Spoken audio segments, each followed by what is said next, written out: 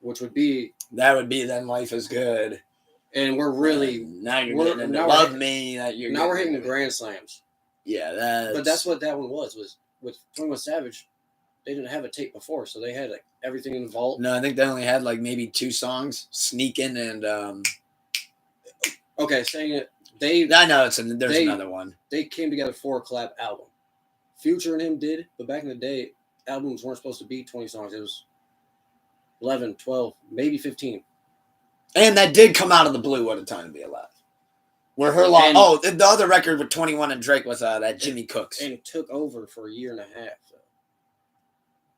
People that aren't plugs. Her Loss had a great run though, too. Like, people that are like plugs, that like think they move some shit, and then once they see some shit, they're like, oh, goddamn. Where are you going with that? They be rapping, I'm a plug still. Oh, like the impact, like the longevity of the project. I mean, and straight. 1 through 11, you could say 3 aren't bangers. Then I want this conversation to get even crazier. So let me throw another one into the mix. 8 for 11. We're hitting 8 for 11 home runs. I think you're gonna like this one then. And then the 3 out of the 11, we're still getting doubles. So let me ask you this: what's a better collab album? What a Time to Be Alive or Watch the Throne? Let's throw that one in the mix. It's the only other album I'm throwing in the mix. Because I know this is where I'm going to go crazy. And they're going to kill me for this. But I think Her Loss is better than Watch the Throne. But that's like... And Jay-Z, Hov is my go. I was going to say, I can't... He said Watch the Throne, greater. You can't compare... Like, we can compare Her Loss and What a Time because there's a common denominator. Drake is on both with one other artist. Well, you know his rivalry with Kanye. But that's why I figured let's compare Watch the Throne. But throw in Bad Meets Evil then. No. That's not what I was getting. No. But that's what I'm saying is you can't. That's a Watch the Throne. That's a juggernaut duo. Watch the Throne. That's a juggernaut duo. And What a Time to Be Alive did get debated big time when What a Time to Be Alive came out because of that Drake Kanye rivalry. And that's what media does is they make something out of nothing. But so which one do you think's better? I noticed you're swimming around it. Hey, if they're gonna kill me, you possibly got to get killed too. I got it. Hold on, let me look. Yeah, here. Which one do you want me to look up? So they have 16 tracks on Watch the Throne. Okay, so do you want me to go to? No, I just did that one. Okay. I mean, I know it's got No Church in the Wild, Otis. Would you say Primetime is a banger? Primetime off of Watch the Throne? Mm-hmm. Haven't heard it in years, but it's a good song, yeah. It's good. Like, it's like the 3 out of the 8 on What a Time to Be Alive. They're not bangers, but they're still good songs still. They're not bangers. It's not a home run. It's a double. Good shit, but you didn't hit home. It's not a home run. Gotta Have It is actually one of my favorite. Joy? Is it a home run? No. Okay. I'm just saying it's still a double. Doomer said the only bad part about Watch the Throne is the bonus tracks were better than most of the joints on the regular album. So, but what I'm getting at is I did like Ham. 8 for 11, Future and Drake knocked it out the park. And then the other 3, they still were doubles and triples. They weren't bangers. So percentage-wise, I'm giving it to What's On to Be Alive over Watch the Throne. I'm not looking at better artistry. I'm looking at percentage-wise. Okay. Batting percentage. That's how we judge hitters and people pass completion. Was it a banger? No, we already had 2. That's 2 out of 16 that are good, great songs, not bangers. So your best now is 12 out of 16. Okay, if Drake and Future made it 16 instead of 11, they're probably hitting 14 out of 16. 13 out of, like... I mean, I think Her Loss was overall... I mean, I got got that better than both of them. I'll stand on that hill. But that's where, like, it was a good comparison, more fair for Her Loss and... You didn't like me implementing in the Watch the Throne. A whole different duo. Because this one and this Another iconic duo, though. I mean, good God. That's Hov and Ye. It is. But that's why I was like, Bad Meets Evil. That shit's on. But again, I only mentioned Ye because of his rivalry with Drake. That's what made me think Watch the Throne. Because I was like, well, Her Loss is better than What a Time to Be Alive. I was like, well, what else is it better than? And I was like, well, what do I want to compare it to? And I was like, well, let's go Watch the Throne. But and I was like, like, just because of rivalry, you can't compare. Like, common denominator was Drake. Okay, Drake with this artist and Drake with this artist. Okay, now we're versing them versus Hove and Kanye. Like, that's already set up to fail. When that Otis, when it hit that Hot 97, Like, and I'll never forget that leak and getting on the internet after getting home from school that day. And that, oh my God. It was, you couldn't rewind that. You couldn't even finish the song before you were like, nah, I'm rewinding it. One of the best duos in music. That's why I was like, bro, you're really. That's why I was like, all right, Bad Meets Evil. Banger for banger. Whoa. I got that way at the bottom when it comes to those three. Well, those four, I should say. If we were throwing that one in the mix. Hey, I threw one in the mix. You can throw that one in the mix. But that's where it's like, all right, we could compare these two, but there was no common denominator. So versus, those are the fair comparison was Drake with Future or Drake with 21. But when you try to let's see how they end up crucifying us, because I said Her Loss greater than both. Then you got Watch the Throne greater than both. So let's see how this one unfolds for us, shall we? Don't. I thought you said you got that over Watch. No. What? You just said I had Watch the Throne over No, like 2 minutes ago. You just said, oh, not what? No, What a Time to Be Alive. There you go. Yeah. Oh, What a Time That's to Be Alive. That's why I was like, no, I don't. Yeah, no, What a Time to Be Alive. My bad. But and that's looking at it like how I was like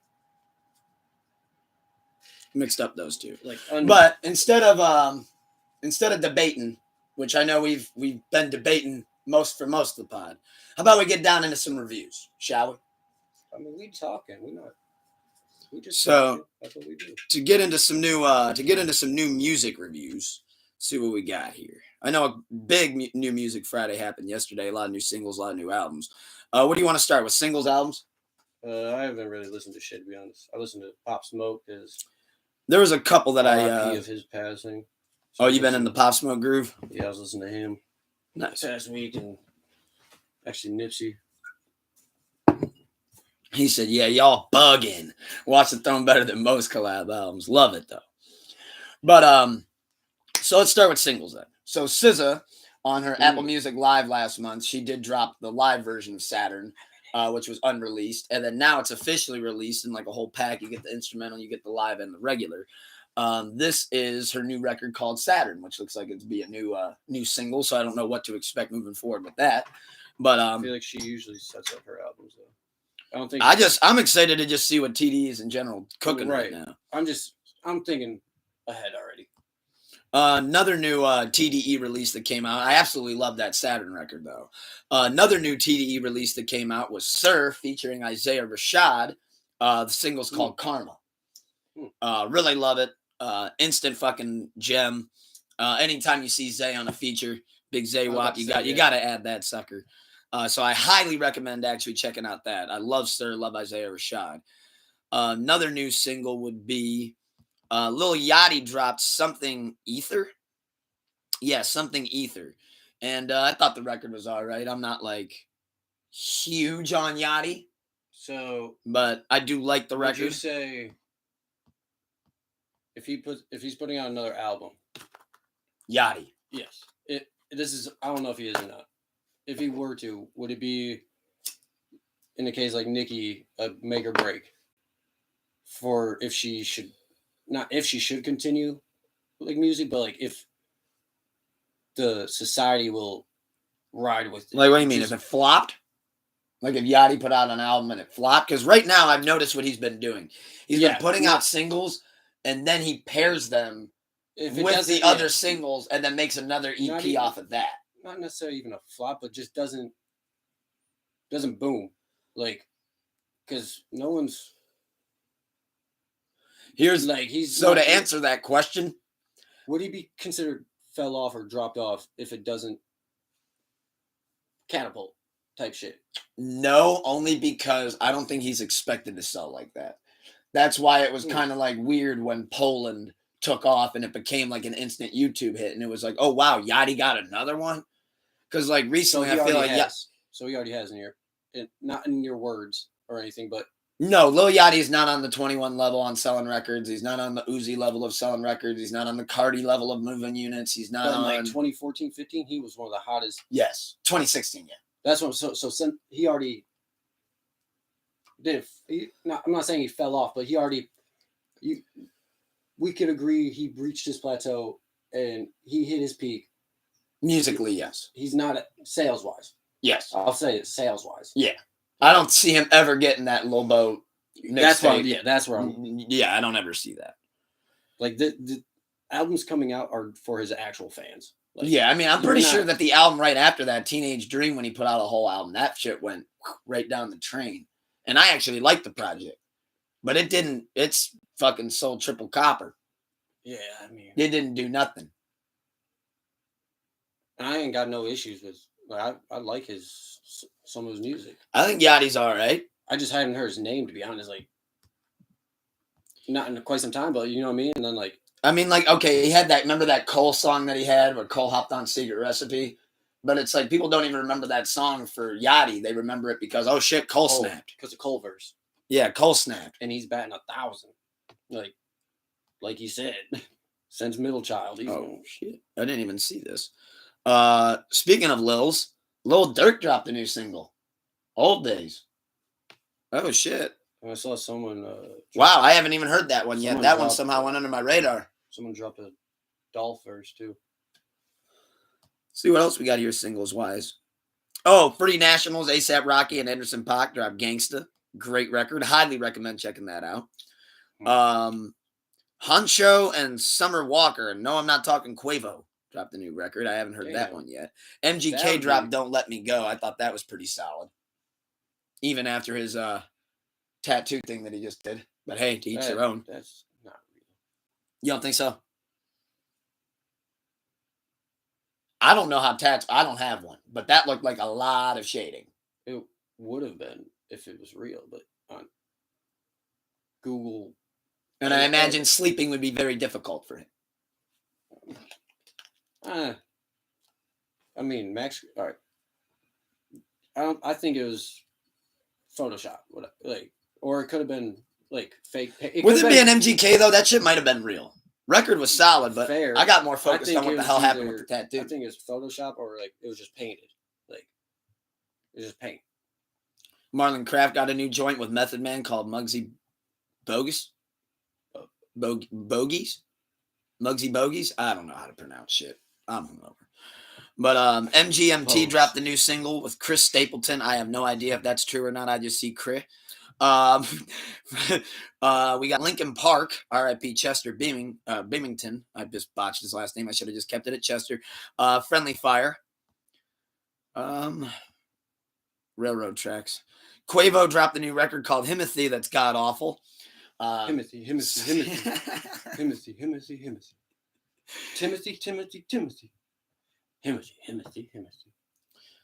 know what's funny? You know what's funny? I haven't heard the record, but is that actually how it goes? No idea.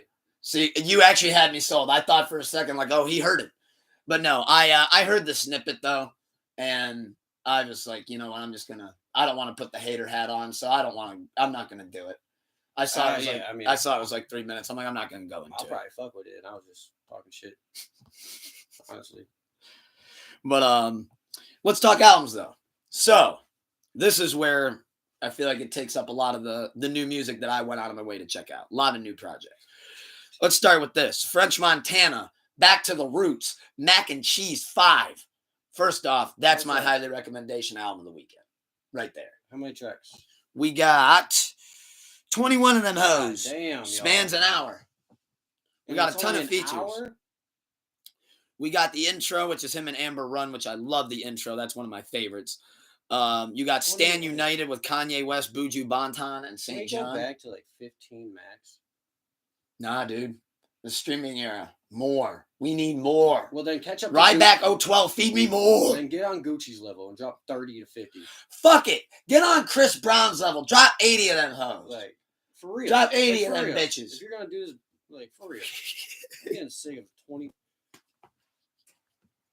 Drop a deluxe, too. Make that bitch 100. I'll be getting pissed at a deluxe. It'll be deluxe. then they list, or like they'll do part 1 and part 2, whatever. And part 2 is the same shit as part 1, but 2 more songs. It's like, that's not fucking part 2. That's part 1 on repeat with 2 more songs about it. Oh man, that should be irking my soul too. Part A, part 2. No, that's the same fucking song, same track list and everything.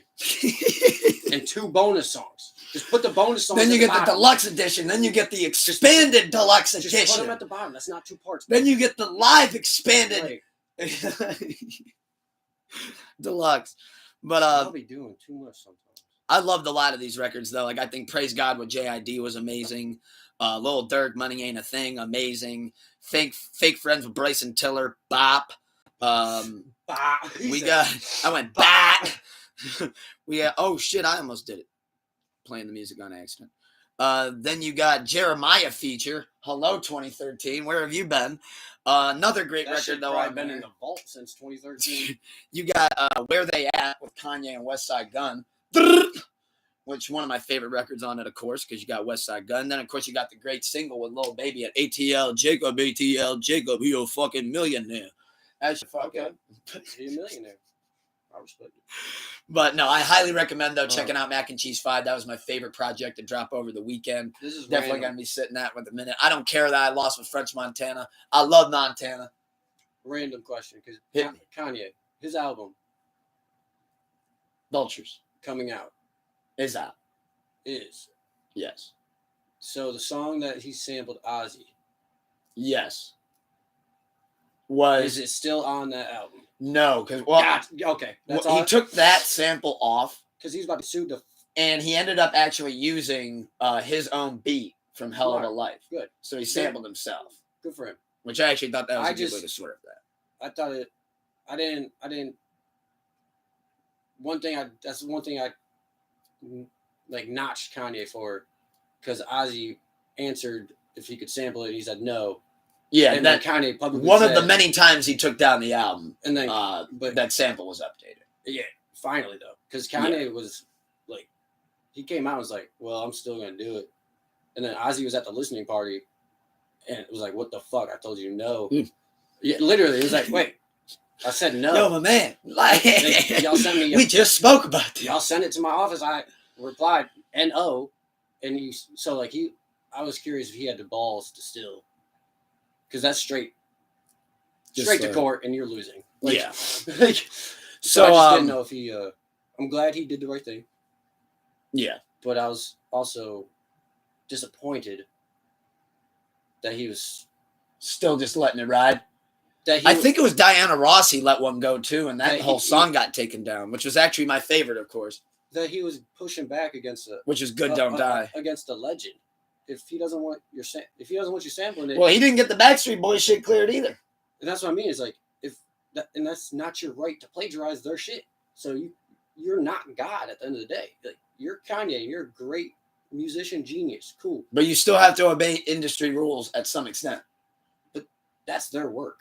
Like, yeah, you can't just take it and. Hey, buddy, I'm just gonna use the sample. You gonna clear this thing? Nope. Fuck it. Well, I know there's laws and shit that make me have to clear it, and. You said no, right? Yeah, no. Okay, well, I'm going to do it, and I'm Kanye, so fuck you, and you're not actually going to sue me. Like, no, I'm Kanye. No one. You're not. No, Kanye. Like, I said no, and I will. I'm Ozzy Osbourne. Which was so funny that some Kanye fans were like, "Oh, man, you've been washed." And it's like, come on, we're talking about Ozzy here. The man dropped a song last year, and it was a great album. And it, boop. Yeah, like Ozzy, that fan base ain't going. That fan base ain't going nowhere. I knew it was real because I heard it on my works radio. Come on, like it was actually in rotation on the actual radio. Ozzy's new song, and they were hyping it up like, "All right, we're playing Ozzy's new track." I know which one you're talking about. I can't even think of the name because it was a theme for a WWE pay-per-view. Yeah, Ozzy's new PLE. Sorry, first time we're playing Ozzy's track, top of the hour, this hour, and then I'm like, "Oh, y'all, oh, he still got it." And he's been making music since the late '60s, so it's like, what the fuck? That's the only thing longevity. He's playing the long game on another level. Right. I need to know how he did the long game with all that. I need to know how he survived the long game with all them drugs. That's what did it. Keith Richards style, baby. Full steam ahead. Now you're using your noggin. That's how you use 100% of your There's brain, that baby. tooth brain. There's that tooth brain coming in. Hell yeah. But so That's to go crazy. back to the deluxes, because you had me rolling on that, and I think this one's going to be even funnier. So let me just make sure here. So Kid Cudi dropped Insano Nitro Mega Deluxe. Okay, the Nitro Mega Deluxe. How many tracks were originally on Nitro? Oh, I've got you. Don't you worry. So on the original Insano, we clocked 21 tracks in an hour and 4 minutes. Okay. And then on Nitro Mega, we got 18 new joints spawning 59 minutes, totaling both projects with the Nitro Mega edition to go 2 hours and 7 minutes. Nitro Mega Deluxe, right? Yes. Is shorter than the actual album. Yes. How's By the 3 tracks. Nitro Mega Deluxe then? Well, if you put them both together, which is what he said is going to be happening. He's going to fuse them both. So then you'll have, I'm not the math wizard, but I think 39 tracks. Yeah, combined. But the That's original 2 album, hours. yeah. So first album should have been That's a lot of hums, brother. first album should have been Nitro Deluxe. Nitro Mega. And then the second one should The be Insano Deluxe. Yeah, and then the second one should have just been Deluxe because this one's longer. How's it the Mega? Nitro Mega. Like I was expecting like 30 new songs. Nah, 18. Who knows? That's just another album, bro. We might get a deluxe to the Nitro Mega. That's just another album, bro. It really did feel like that. Just, However, though, this one, though, he chased less why does it have to mainstream be features. a deluxe? Like, why can't we just put another album out? Because it's the deluxe era, Snuka. You know this. It's got to be Nitro Mega. It's Nitro Mega or else. Like, Or else what? We got to drop a whole fresh new album and roll that out too? no. Why can't we just roll out the deluxe, put them both I together? have to keep the name Insano so all the views go up. So I get a gold plaque and then a white plaque. That we want our plaques. That's And what how do I we move units? Insano? We put the project out 3 different times. Literally, it's so fucking. And then we put the 5 hits out as an EP single with instrumentals. Come on, Snuka. You know how this works. Then we put out the sped up version with DJ remixes. Acoustic version, too. Acoustic versions, absolutely. Acapella, instrumentals. Like, Come on. I wish they would just go back to 2013 and buy the fucking views to get the play. Like, God damn. We miss it when it was just click farms. Like, go back to click farming. 12 to 15 song albums. Go pay people to go on iPhones and click and stream your shit. And just do it the right way. Oh my God. 4 albums under the same name. Like, what the fuck? I'm sorry. Nitro Mega. It's like you bringing in your essay from 10th grade. And you just keep using it throughout high school and adding to it. You had 2 new sentences each year from 10th to 11th, 11th to 12th. And started in 7th grade with it. He's like, hey, I was your teacher in 9th grade. Why does this look familiar? I have a 96 already at the top. Don't look at it. Where's your whiteout? I'm going for a 98. Like, I added 2 new things. It's different. I'm trying to get better. I'm trying to save paper. Oh, God. Man. I went back and added an adjective in sentence 2. That's my feature. That's the same Mega Insano Deluxe version. No, Nick, you have to make a new one. Why? It's the same topic. It still applies. Still applies. You already used it. God. I'm going to add 2 sentences now to the deluxe version. It's different. Nick, you can't do that. Why? Why? Just why? Here's my essay. Like, imagine trying to do that stupid shit. Oh, my God. That's a good one. And, like... That's fucking gold. But to talk about the records on the That's Nitro something. Mega, though, That is something. we got 3 Chip the Ripper features. Okay. Yeah, I know. I saw that, and I was like, wow, we're getting that link back. Love those records, though. I actually think Willis with them was the best one on there. Should have just saved it for him and Chip album. I was glad that he threw on Ill What I Bleed. Loved that single that he put out back in October. I wondered what was happening with that. Moon Man Shit's a banger. He's got a Yachty feature on Round and Round that was all right. Electro Wave Baby 2.0 I thought was good. And then he's got a King Push feature. He's got a Pusha T feature on Everybody Like. And he's going on tour with Pusha T, I saw. That's dope. That is dope, but those weird fans are going to be combo. thrown for a loop. Yeah, that's what I was going to say. It's like, I thought that too. Going from Push to Cuddy, it's kind of a change of pace. Too much acid or too much shrooms. My God. That trip go from... Imagine that. They don't know Pusha T's music. It's like, yeah, hit him with the Pusha T. they're going to be staring at you like frogs in a spot like, Is this the guy who dissed Drake? No. No! But, he told us about his kid. So, I'm so glad that we're, no, actually, What I Bleed was not on the regular album. That's why I was like, what the fuck happened to that single? That's why I was glad he put it on the Nitro Mega Deluxe Expanded Edition. But, speaking of expanded editions, we're going to do it one more time, Snooka. Usher, coming off the Super Bowl hype, dropped the Coming Home Expanded Edition. And now with his expanded edition, he said he has to cover up. Now, this one's going to crack you up, though. I think this was just to cover up ultimately. I don't know when he planned on dropping this, but I think this was just to cover up whatever the fuck Orlando Brown tried to put out in the news about him, which we're not going to go down that road. I didn't even hear that. It's Orlando Brown fuck shit as usual, Yeah. But he pretty much tried to say Usher's a gusher, which that's hilarious. Because I'm not even quite sure what being a gusher means. But when he said Usher's a gusher, I was like, well, now that's hilarious. But he was trying to insinuate that they had, which, not knocking it. That means he knows. By any means. But he did insinuate that him and Usher had homosexual sex. So I don't know what being a gusher is, but I'm assuming that it is somehow tied to that. But neither here nor there, Usher dropped an expanded edition. And it's got not one, listen to this, not one, but two brand new singles on the expanded edition. We got Believe and we got Naked. At least I can have some respect because it's just expanded. It's not deluxe. Expanded. You worded it differently. That's yeah. Usher the Gusher thinking outside. I'm probably calling him something crazy right there. But hey, what you do in your spare time? That's on you, dog. Each his own. As long as it's consensual. Expanded. Okay. Cool. Not mega deluxe.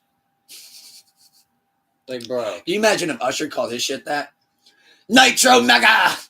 I want to see Trump roll out his new presidential campaign Usher, and call himself Nitro Mega. I want to see if Usher gets the same Super Bowl revive that previous people have. Because he got a good show, but like it wasn't like when Rihanna came back and now she was pregnant and like, you know what I mean? I don't know if media and society will welcome him back into forefront of music. Oh shit! I do know what a gusher is. I didn't realize that's what we were talking about. Okay. Yeah. Think of a volcano. Yeah, I knew. Oh, you knew. Okay. Well, I connected some dots. Yeah. I needed a context clue. Thank you for the volcano. Needed that. I do great with geographical things if you can compare it to that. Yeah. You like your picture. Cowboy Kid, baby.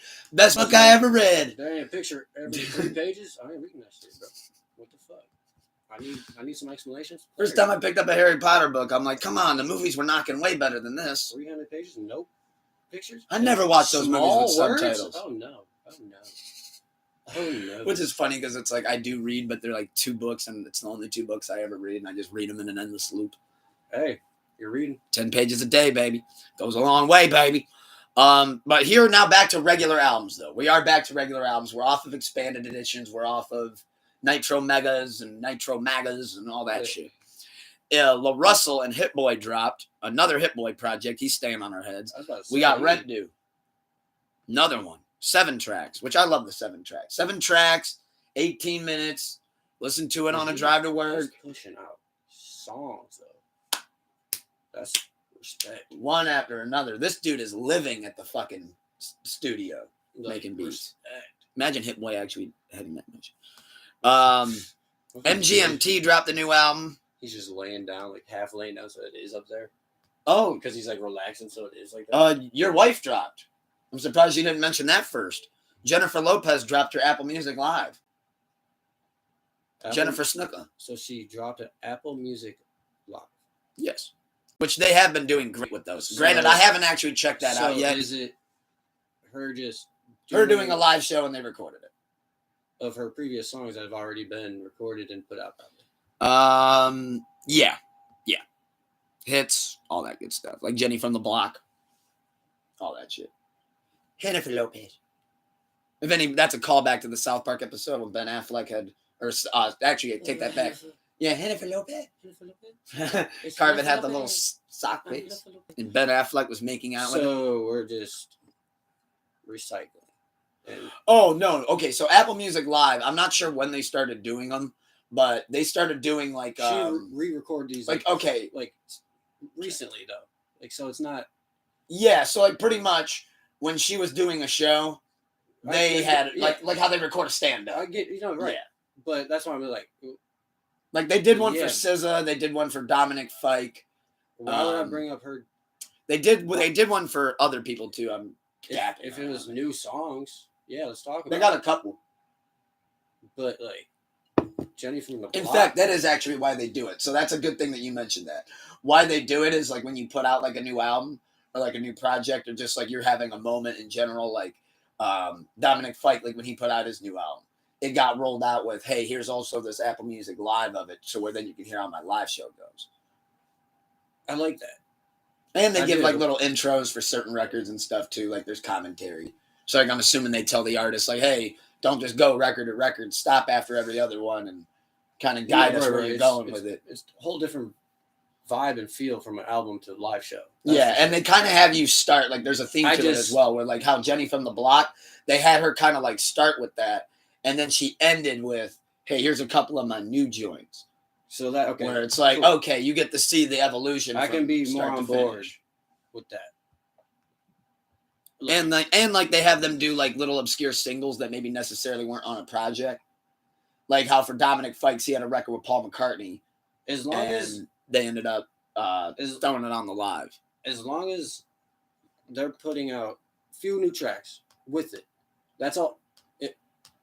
If it would have been 13 songs, just cool, awesome, but they're all old, what the fuck are we doing here? Like, you prefer like do a live somebody else or something. Push somebody else. Jennifer has plenty of money. Can we get somebody else to? So you'd rather them stick with more like the Fikes, the up and comers, the rising stars. Is that what I'm hearing? I'd rather. Yeah, I mean, like I'm not saying push anybody, like, but there's plenty of other people that could have that Apple Music look. That stamp. See, I'm surprised you're saying this. I thought for sure you'd be like, no, that's my girl. I thought you'd go to bat. But go to bat for Jenny on the Block. Bitch, we went 30 years ago. The fuck am I still swinging that stupid ass pitch? Damn.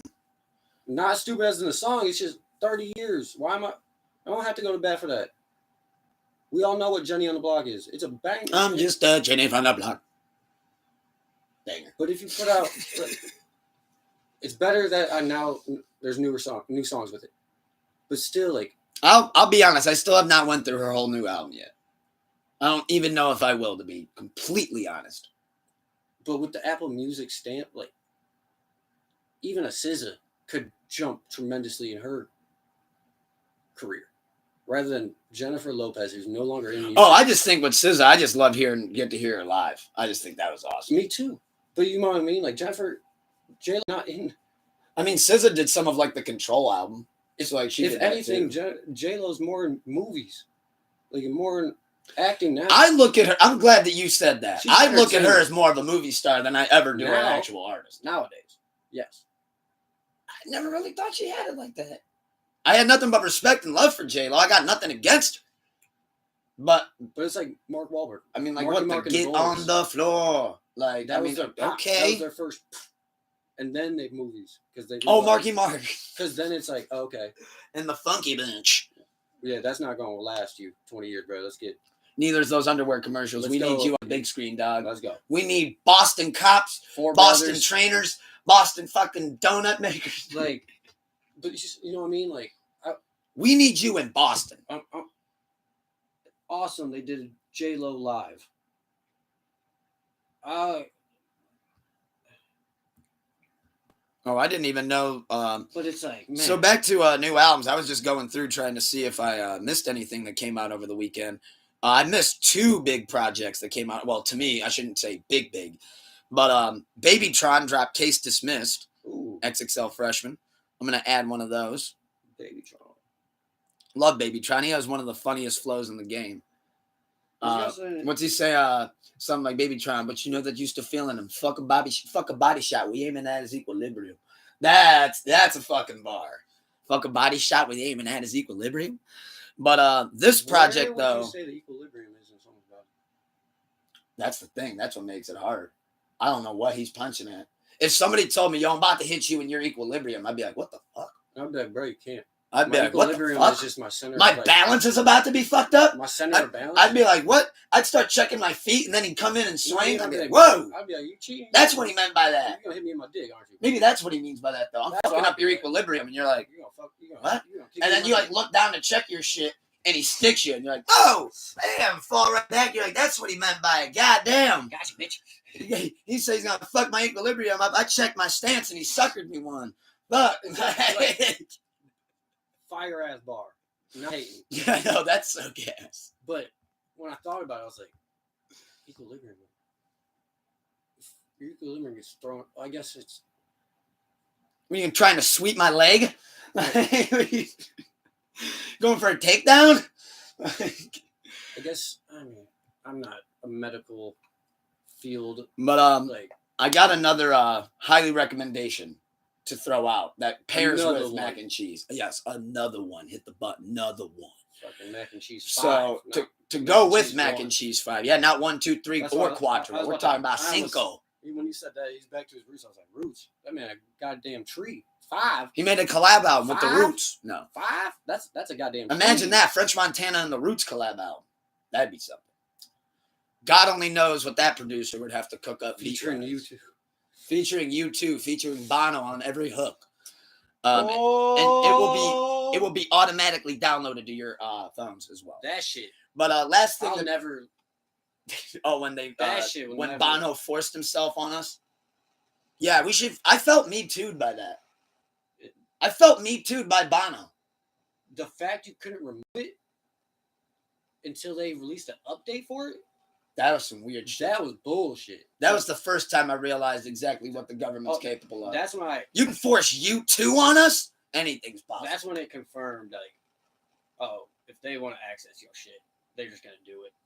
Yeah, I mean, if you can literally put Bono Like, on my phone, I can't stop you from doing anything. I was like 14, 15 at the time, 16. But it was like, Yeah, I Bono, think it was like you senior too? year or I was something. like, bruh. I'm like, all right, take it easy, Joshua Tree. Not who the fuck I don't is want you? the Like, fucking U2 album on here. out of everything you put on my, you couldn't give me Michael Jackson. You give me fucking U2. Yeah. No disrespect, but that's not my. You fucking. Yeah, like I've surprised Michael Jackson. Like, hey, here's 10 new mic joints. Everybody have it. But okay. But you're gonna force what? 14 new U2 songs on me? Yo, fuck you.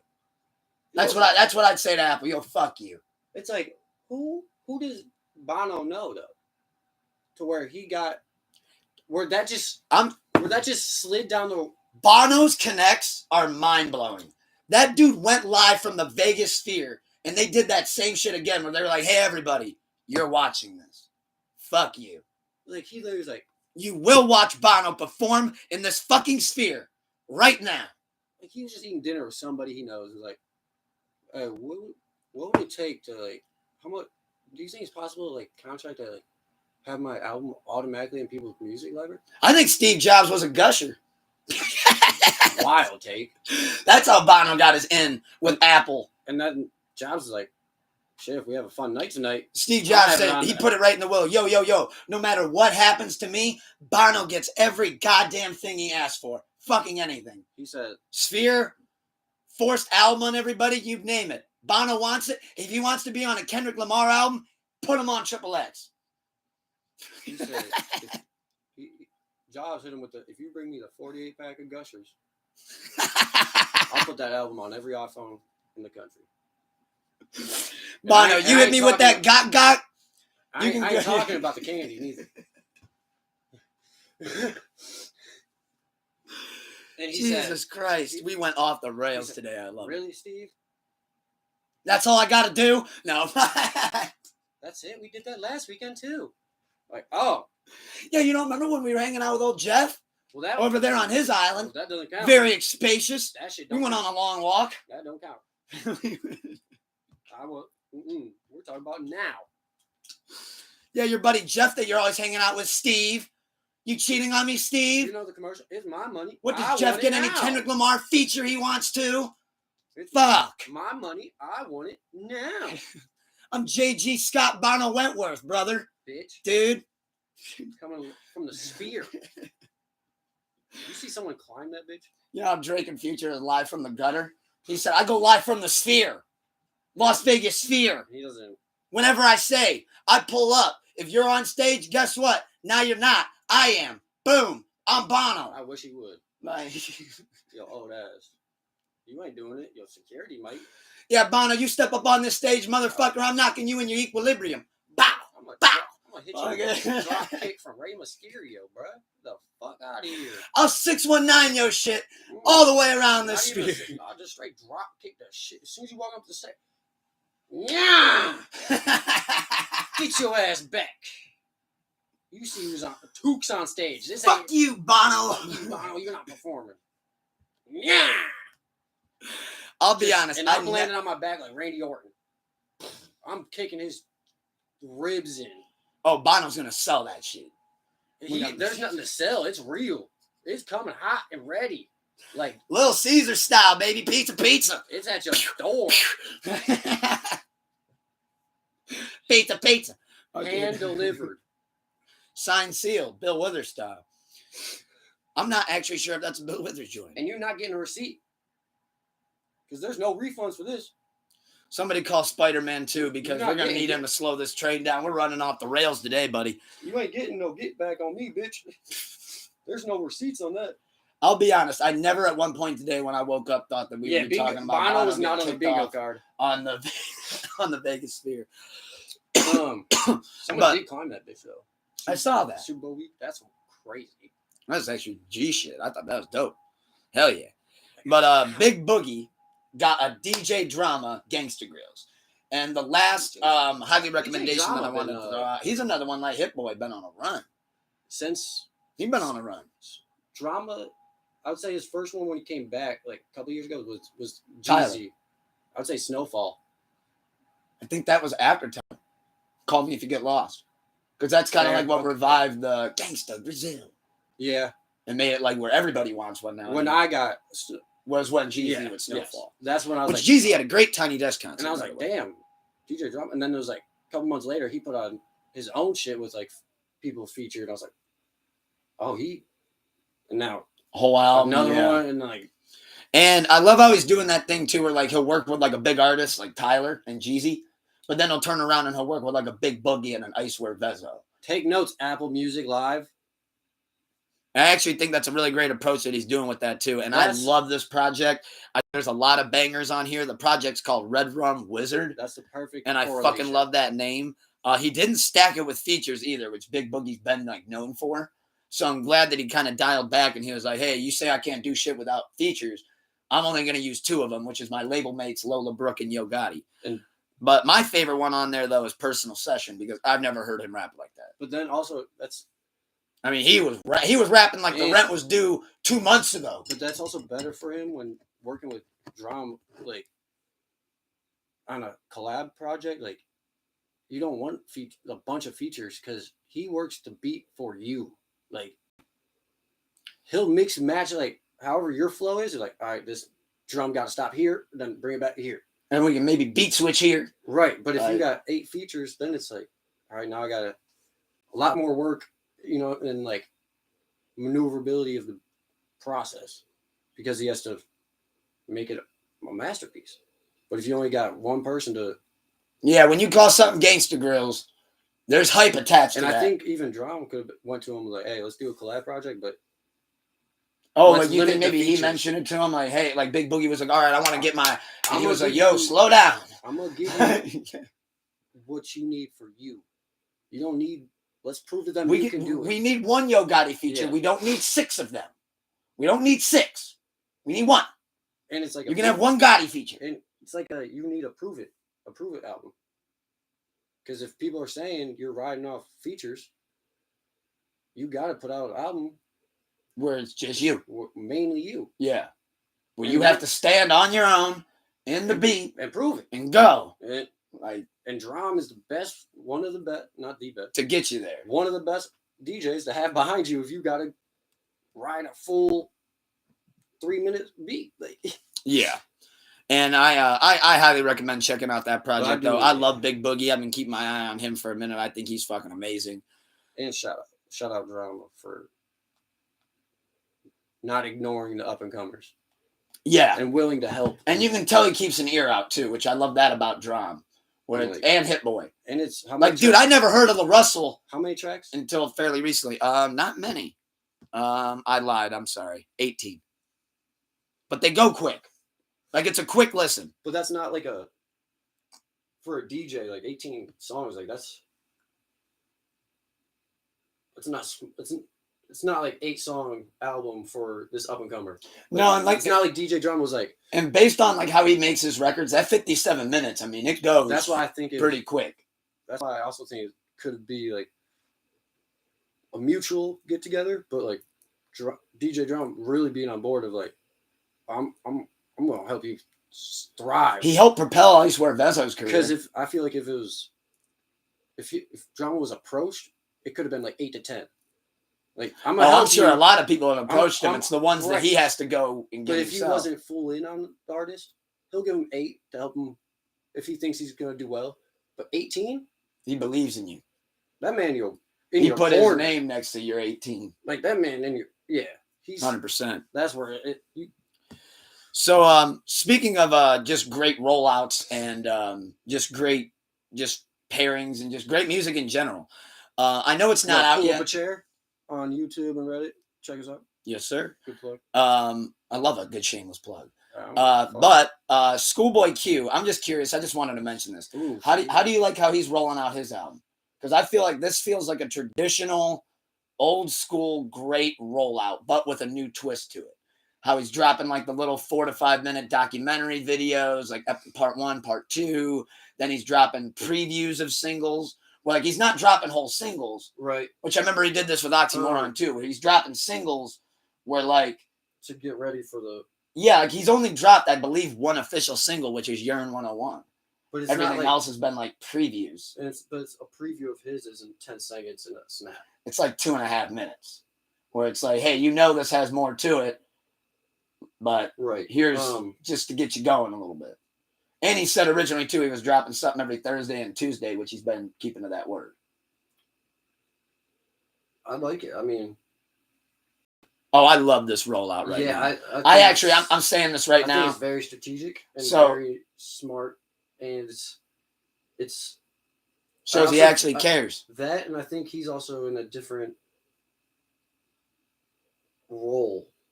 He's also in like a director role, not just artist.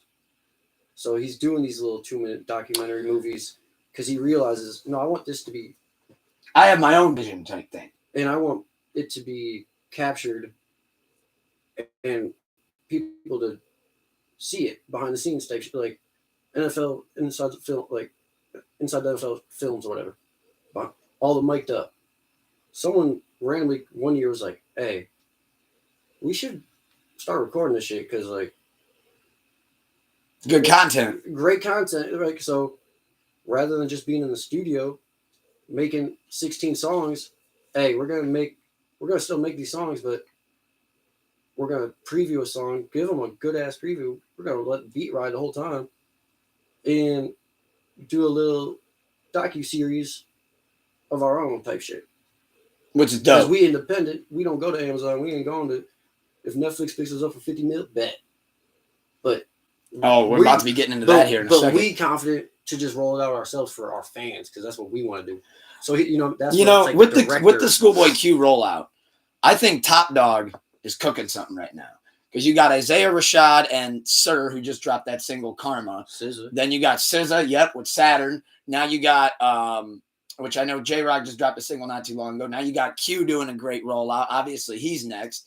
I believe they said Sir album is coming like 2 weeks after Q. And I think with all of that, I don't see how Kendrick isn't doing music as well.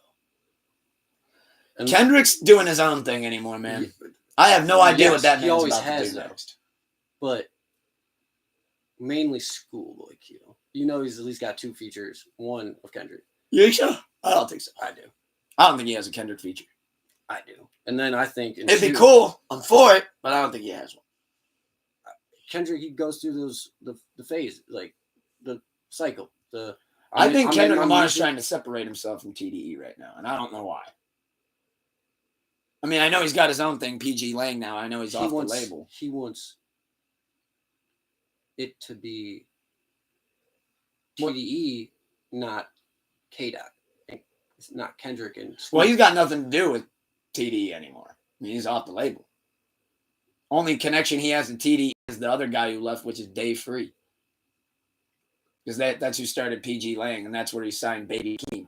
And they've only dropped one record together, which was my beef that I said months ago. They dropped that Hillbillies, and that's literally the only record under PG Lang.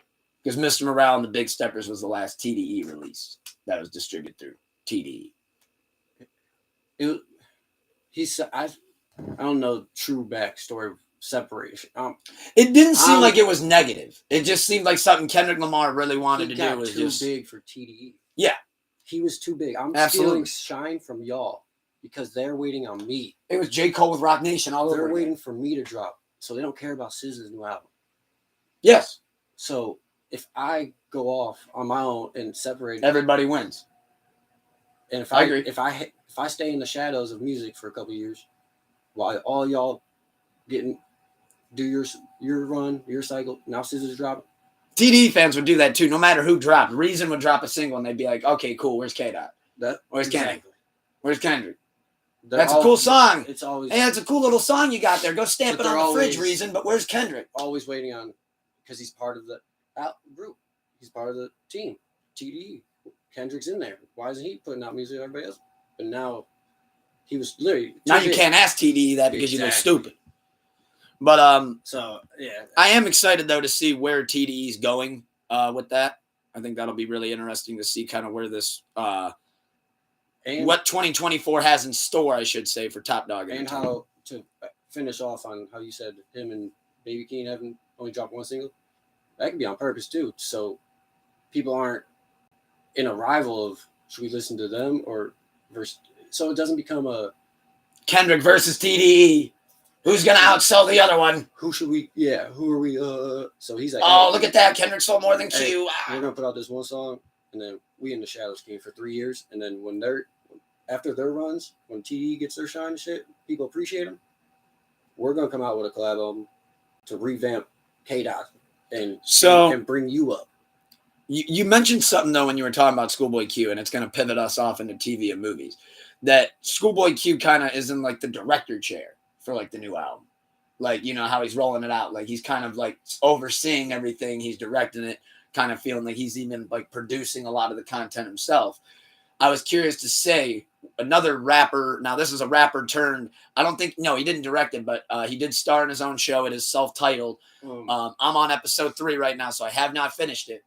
But the Vince Staples show. Have you seen it? I have not. I love the show. I've actually watched episode 2 twice now. I love the perspective, like going from his perspective in the show. It moves really quick. It's only 5 episodes. Each episode's about roughly 25 to 30 minutes. Is it just like a comedy sketch series? Is it be generic with be generic with the like what I mean? Yeah. Okay, so is it more as he said in an interview, life documentary, it follow along. there's truth in everything that you kind of just said there. So kind of like Young Rock. No.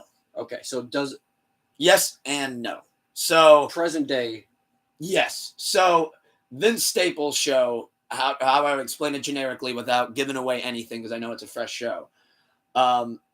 It is from his perspective. So he is Vince Staples, and he is Vince Staples, the rapper in the show. Like he has, like even in episode 1, not trying to get there, but like somebody, So let me ask a cop pulls up his music video. Let me ask a question to try to help keep spoilers away. Is it like a follow along of his true life with some added comic relief and added choreographed things that might simulate something that happened previously in his life? Bingo. And how it's done though. So they're kind of they're using him, but saying like, oh, present day is 2024, but now 2018 when we were going through New York, blah blah blah blah. So they recreate it by following along. That type of thing. Yeah, like, or is it just more present day? It's present like Robin day Big shit, like Robin Big, where like they were out skateboarding. You mentioned something with like the comedy aspect to it, so it is geared to be funny. But here's the thing, and he mentioned this in a Sway in the Morning interview that I thought was brilliant. That there's never a joke. Like there's never a joke told. There's never a punchline. There's never like a, hey, we want you to laugh now. Like there's not like a, here's a joke, boom, laugh. It's more so if you find it funny, meaning like if you relate to certain things, right? Or like if you can like see it through the eyes of him. So example, episode 1, now not giving away shit here, I'm dancing around it, but he gets a ticket, goes to jail. And in jail, it turns into, oh, hey, yo, that's Vince Staples. Let me rap for you, man. So that's where Vince is like, man, what the fuck am I supposed to do with that? He's like, so he actually did in real life get arrested, blah, blah. But then it would be like his perspective of a rap, like him now. And then the scene in jail, they can elaborate and have some freedom of. Yeah, and the cop's like, wait, you look familiar. Northside Long Beach. Like, who knows? In real life, he might have got arrested, and they took him to a facility that that goes to another point I wanted to mention. At the beginning of every episode, it says something along the lines of, I'm paraphrasing here, but it says the scenes or the action shown in this episode are purely based on coincidence or on potentially aren't true things, and they pretty much make it sound like we're not going to say that this is based on a true story because of the fuck shit that you're about to see. Oh, based on like alleged things that happened allegedly. Or something like that. They're like I remember. I know it's all right. So it's like how I kind of tell people the difference between Robin Big versus Fantasy Factory. Robin Big was so much more authentic. They were kind of just following him around, and it was funny as fuck because they were funny as fuck. Well, this felt more like an actual TV show, and as he said, go give it a thumbs up so he can get more episodes. Where Fantasy Factory was like still following around, but then it was more structured for television, like. Which this is definitely. I mean, this is a whole. Robin Big was just, and it's a lot different than Dave and Atlanta too. It's different than both of those. Like it's completely. Okay. That's what. So okay, I think everyone get a fair assessment. I think when you watch the Vince Staples show, you're gonna love it. I think you might actually like him even more as a rapper once you watch the show. I'm calling it now. I think this is gonna be huge for his career. And I think what better guy to get a TV show because he is so fucking funny. I think you'll be a bigger fan of the show. I'm not going into it with any. And it's only 2.5 hours to watch the whole show. Yeah, I'm going into it with no expectations, so I don't. No, you don't want to ruin it or set it up. Yeah, exactly. Well, speaking of I just wanted to start off with the TV shows. Figured after we talked about music, I would talk a little bit about Vince Staples. But no, I highly recommend though everybody checking out that show. I cannot wait to finish it. However, so Reddit. Whenever you guys get a chance to watch this, I hope you guys enjoy what we're about to do here because you asked me about it when I said I've been running low on movie topics. You guys know my taste. What would you like to ask me? And they said, real quick, this is referencing a football interview back a couple years back. If y'all coming at Luke, I'm Mark Ingram and he Lamar. See me at the bank. Be more. Pull up. Big trust. We here. So, Reddit wanted us Don't be talking reckless like to that rank behind a keyboard. Quentin Tarantino's movies. And Great. oh yeah. And I was funny because I was actually talking about. Oh, he said way too short on the Vince Staples show. But yeah, now I'm excited to check out the rest of that big time. Well, but I was talking actually with Doom not too long ago. Funny that bringing it up about how I was trying to implement new movie topics. So I threw a couple their way, and they said that they know how much I love my Tarantino movies. I'm always posting on the subreddit. Mm-hmm. So I figured you could take a look at them. We got every DVD right there, but Death Proof. So let's try to rank these, shall we? You want to go least to greatest or greatest to least? Let's go least to greatest. How about that? All right. Okay, what is your least favorite Quentin Tarantino movie as we await his last movie coming out, hopefully this year? At the end of this year, we got Movie Critic coming out. This is going to be tough, man. I've been thinking about it now for about a week, and I've been having a tough go with it.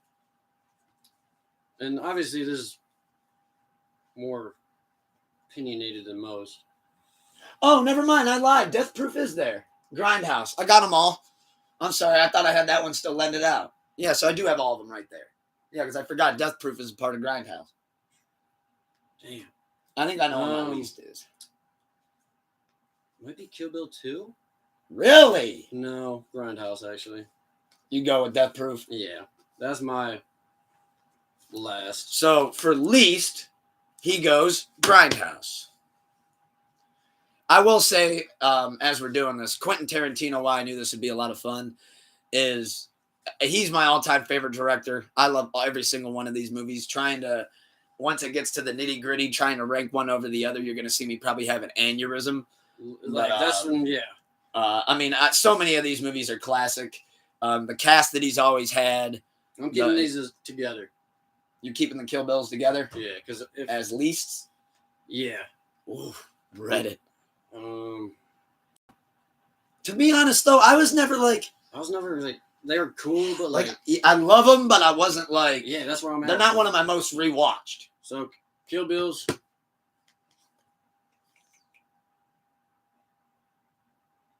That one that you're holding in your right hand, man, that's going to be up there for me.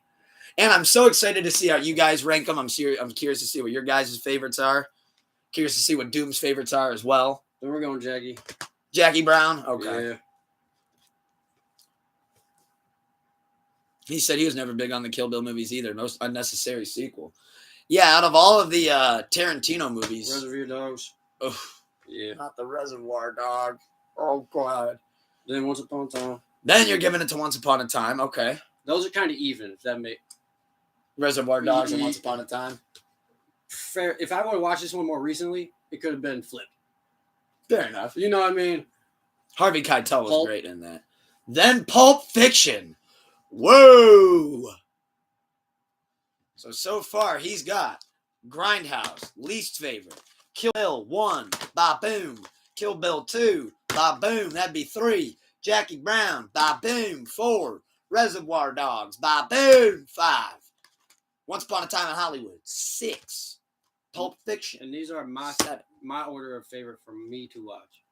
I'm not rating them like. We're just going off of favorites. If I was going out like awards. Yeah, no, we're just going different order. If it was like best pictures. Is it fair to say, if we had to say unbiased, what is his best movie? We'd have to say this. Most iconic, yeah. Yeah, that's why I threw that. Best movie, actually, like overall. No, that might be The Hateful Eight, which is next to me. Yeah, Story with everything might be the best. God Almighty, I love. But these are my favorite to watch. Then Django. And to top it off, the Inglourious Bastards. We're calling out the Bear Jew. He's gonna bash Kanye right in the score. What's the Bear Jew? Oh, no, the Bear. Oh, the Bear Jew. And what does Brad Pitt do? He goes off to the side and he starts eating that ham and cheese sandwich. Hey, with a knife. I'm chilling. Once again, this is your order before I do this. You could have given me Grindhouse, Kill Bill 2, Jackie Brown, Reservoir Dogs, Once Upon a Time in Hollywood, Pulp Fiction, Hateful Eight, I love Django. Those top 3 for me was. I love Hateful Eight. Love Hateful Eight too. As you can tell, dude, my case is all mangled. I've watched like those top 3 are like, oh. Okay, this is a fun one before I get to my ranking. But Inglourious. So even though Wifey will never watch any Tarantino movie. I've tried to get her into a couple, and she's had me take them out. What 2 movies by Quentin Tarantino do you think that she actually enjoys? They'll shock you. Nobody could guess what my wife likes. Her taste is all over the place. Pulp Fiction. Nope, hates it. I knew it. I literally did it because hates it. I literally was going to say, I thought you were going to say Take 2 away. That was going to be the one I hates take it away. so much she actually had me take it out. No, I knew. I knew, but I figured because you said, you tricked me with it will be the one you never guessed, because that's the one that. So she actually likes? There's one of them she loves, the one of them she likes. I have to skip. Glorious has to be one of them. No. Really? I love that one. Couldn't get into it. Too much dialogue for her. Oh, then we're going like Once Upon a Time. Yep, that's the one that she loves. She loves Once Upon a Time in Hollywood. He said Death Proof and Django. Oh, Death Proof and Django. Those are good guesses. Kill Bills. What was your other guess? Kill Bills. Hateful Eight. She makes me skip. Because the story. With Hateful Eight, she makes me skip past the first hour, where it's just the stagecoach scene. Oh, yeah. She likes it once they're at the Haberdasher. And shout out Inglourious Basterds. Because great movie. Ain't a loyal ass chick in that movie. She held it down. She held it down for man. On all 10. Death Proof was another one that she kind of liked it once I skipped past all the bar dialogue. That like 45 minutes of just straight bar chatter. I knew that she was going to hate Pulp Fiction. So she despises the Kill Bills, though. Those are the ones that she really hates. You set me up for it. It would be the ones you never... Yeah, which is kind of why I prefaced it with that. So to rank to rank these amazing classics from your least to order your viewing preference. Yes, so that is the criteria here. My viewing preference, least to greatest. First, I'm gonna go Jackie Brown. First, I go Jackie Brown. Don't put that on my jacket. First, I go Jackie Brown. I didn't say nothing. I had the LeBron, bro. Number 2. I didn't say nothing. See, look, this is already tough for me. Bruh. Yeah. Wow, fuck me. Okay. Viewing preference. I just have to keep going back to viewing preference. That's how, preference, I had to keep it. Like. Okay, I'm going to go. Wow, Reddit's going to kill us, man. I wish they would try. I'm going to go Kill Bill 2, second least favorite. I kept them together just for me. I'm doing. I put Kill Bill 1. I'm gonna go Kill Bill 1. I would above put the second one too. To be fair, that would have been my order. I just kept them together as. Yeah, so because that goes back to Doomer's point, kind of an unnecessary sequel. So I'm gonna put Kill Bill 2, but it was in the then time, Kill Bill 1. It was at the time of. I think it was just because Kill Bill was like a massive success. Yeah, literally, so much money. It's like you have to do another one. Like. Literally, you have to. And they want, I think if I remember correctly too, because it's been a while, but I think because of how the first one ended, I think people were like, nah, we like that character too much. We need a happy ending. Well, we can't leave it with her getting fucked up outside of a church. Like, we are inside of a church. We got to figure this out. But then this is where it's getting borderline impossible. The top 5. Next, I'm going to go Death Proof. Fair. No, I'm not. He didn't pick his hand up, people. That's legal.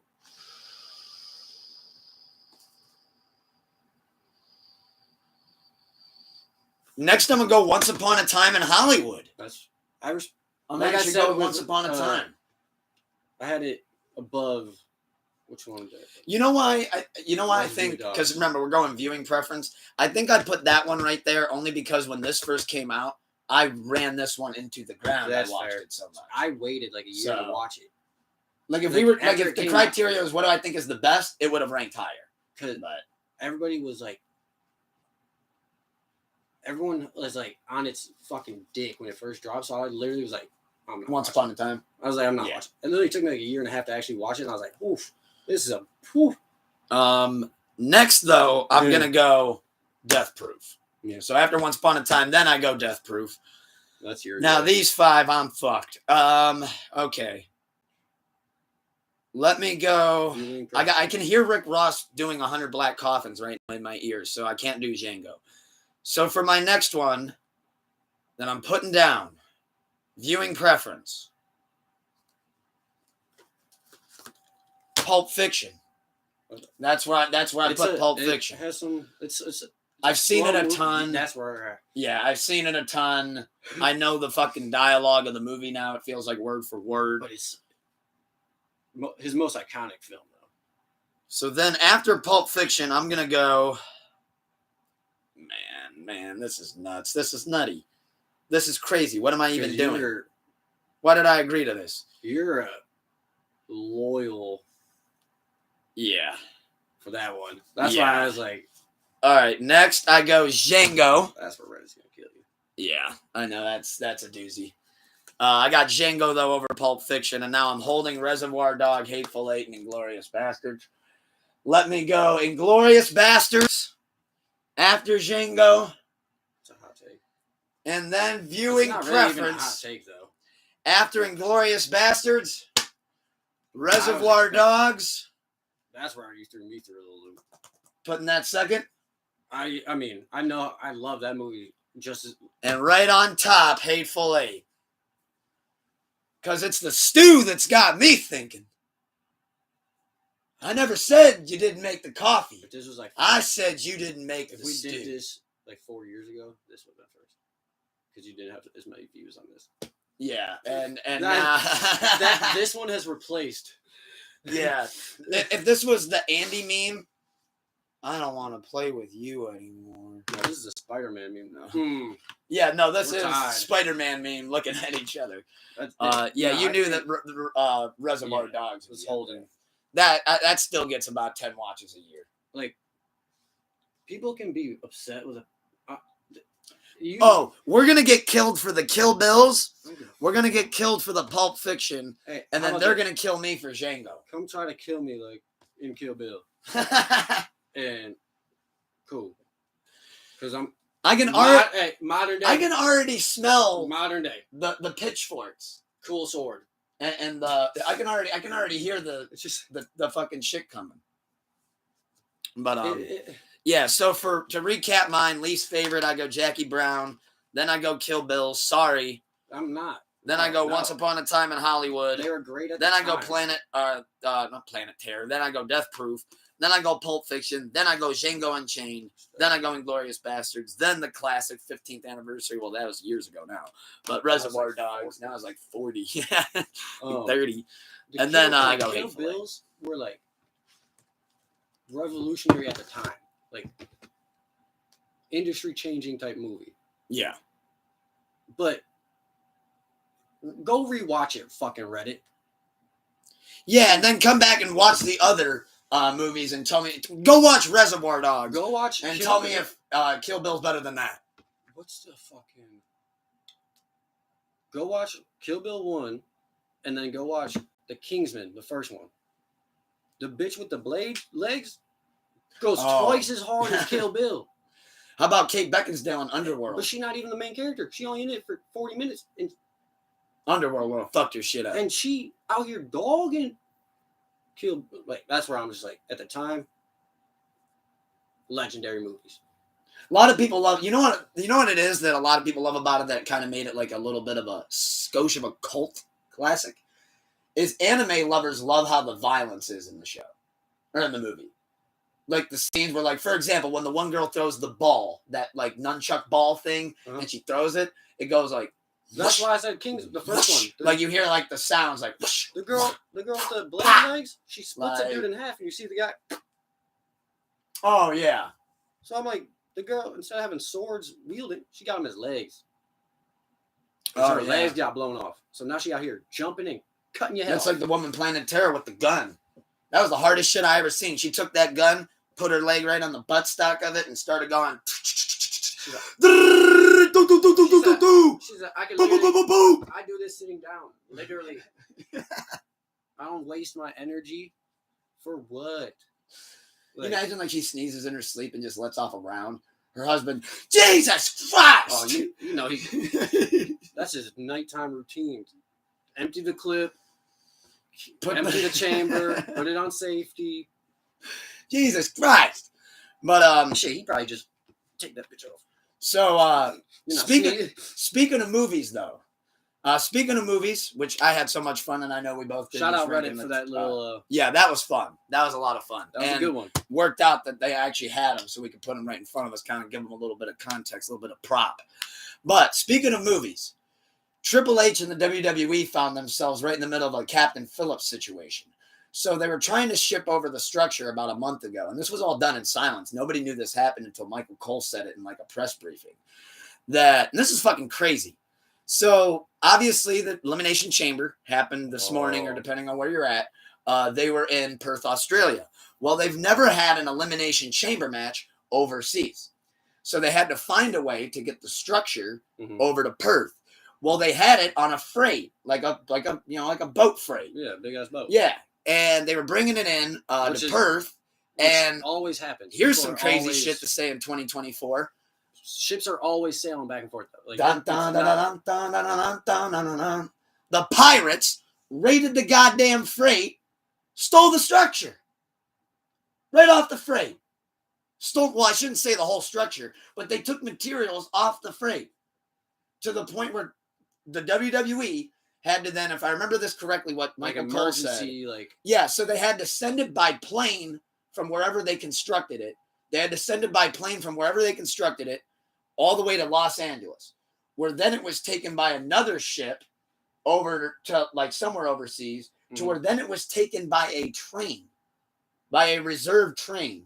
Yeah. To get that to Perth because they could not risk putting it on another freight and it gets hijacked. Armed security. Well, and they couldn't risk a boat because you could the distance, like the time, like why are there so many pirates? Oh, that's still very real thing. Yes, why? Why is that a thing in 2024? Why can't we identify where the pirates are at?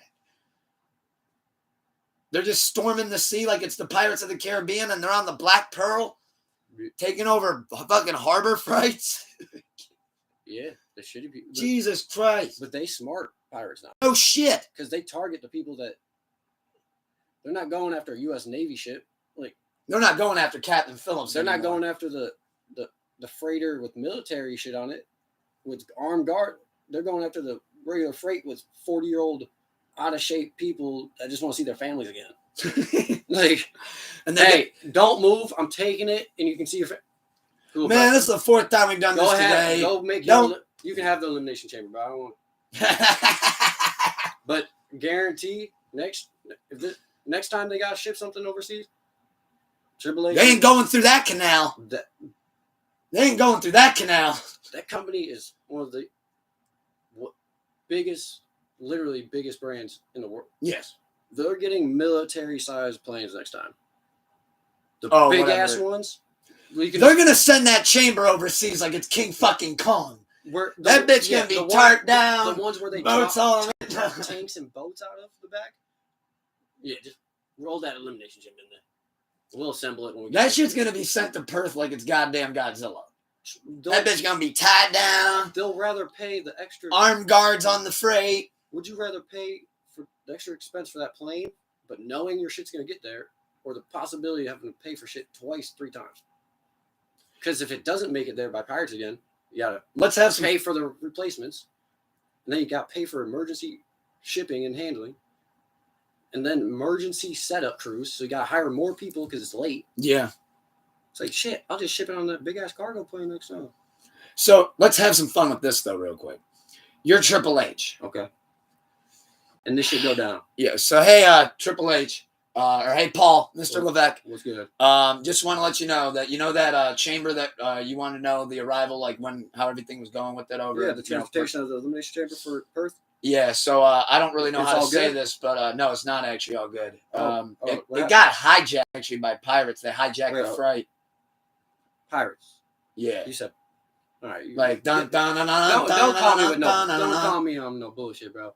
Like stop joking. Pirates. We are 20. No, Captain Jack Sparrow stole all your shit. Okay. Someone. Have you ever seen the movie Captain Phillips? You're Tom Hanks right now. They stole your shit. So they ain't have no. So we the WWE. We ain't got no type of security with this shit. No, we didn't think to put security on it. We thought everything would be good going through that canal. We didn't really expect pirates. All right. You know what? storm us on the Black Pearl. We didn't really see that one coming. That wasn't on today's watch list. I can't blame you. I can't blame you for being stupid. That's my fault. No, we were more concerned God about the damn it. water rising. That's my. I can't blame you or your stupidity. That's my fault for hiring you. God damn. So pirates for real. Pirates. Like they lassoed the big ass boat. Like the Pittsburgh Pirates stormed the Harbor Freight. Like they dropped planks to get across. The Like, Pittsburgh Pirates. How they pull up on us? They did a drive-by in boats. How? Keyshawn Hayes stormed your ship. You let pirates pull up on you. This captain, you let pirates pull up. Yeah, we were going through the canal. We don't know what happened. Bad call. Dropped the ball, dude. What, you thought they were going to have a picnic? They just wanted to talk? Well, I mean, we saw him coming on the ship. What actually a lot of times happens is like they'll pretend to be in distress. We thought that they were about to take us windsurfing. Well, they like real life. They'll pretend. Like, they'll actually pretend to be like broken down or like in distress and need help. So when someone comes to help, then out comes the pirate blade. They get on board and be like, "Hey, bitch, you want to see your family again?" Now, here's my question though: when they say pirates, like, that's why is it more like traditional? Is this a wooden ship or what? Yeah, like is it arg matey when they get on the ship? If you let a wooden ship pull up on a freight container, or is it like the Somali pirates where they spray AKs and beat you over? That's the head what with I'm thinking. Bow, bitch! And they in the fucking tack speedboats. Oh yeah, they're gunning on that bitch. Pedal to the motherfucking floor. That shit's real. They'll pull up on like the actual like speedboats and shit, like not racing speedboats, but like the. Oh, dude, they get behind speedboats. that ship, they fucking turn into Dark Knight, or they turn into fucking Sylvester Stallone and Rambo. You can't see those ones on like the radar or whatever because they're so small. So they'll get next to them and then like throw a hook up. Oh, and then see that hook, and then you see that literally like Captain Hook shit, like Mongolia, like, over the China, Great Wall of China. Whoop. All right, y'all climb. But it's like, here's my thing: you can tell a lot of these people never played. But if they pulled up on a wooden ship with cans, 2024, bro, I'm so fucking impressed. Like they really pulled out some Assassin's Creed. They're just like insanely good climbers. Black Flag Assassin's Creed. You're like, damn, dude, if you applied this to Everest, you'd reach the top. Like, you didn't let alone beat modern technology in this wooden boat, but also the fucking ocean. Yeah, this is insanely good carpenter skills, dude. Like, did you know Jesus? Like, who did this craftsmanship? Like, Bo, do you see these waves today, and your boat's just doing great? Not one drop inside. Like, god dang, foot's dry as a motherfucker. Who stained this deck? Yeah, that's another point. This is amazing. It's not slippery at all. Like, I have traction up here. That's crazy. That's funny. They tell you to like get in the boat and you start admiring it. You're like, this is like, great I actually need to go talk to my crew. Yeah. Y'all are fucking around over here. Yeah, we can't even screw in a light bulb. I slipped down the stairs. This guy's over here staining wood, making boats. I slipped down the stairs last week. We have metal stairs with divots cut out for traction. I didn't slip once on a wooden ship. What's going on here, boys? Now you just made me think of something. I think I just thought of something that could stop every single pirate attack from here. Guns? Yeah, that wouldn't be a bad idea. Like a little bit of defense. That's one thing that I was like, that'd be cool. That'd be tight.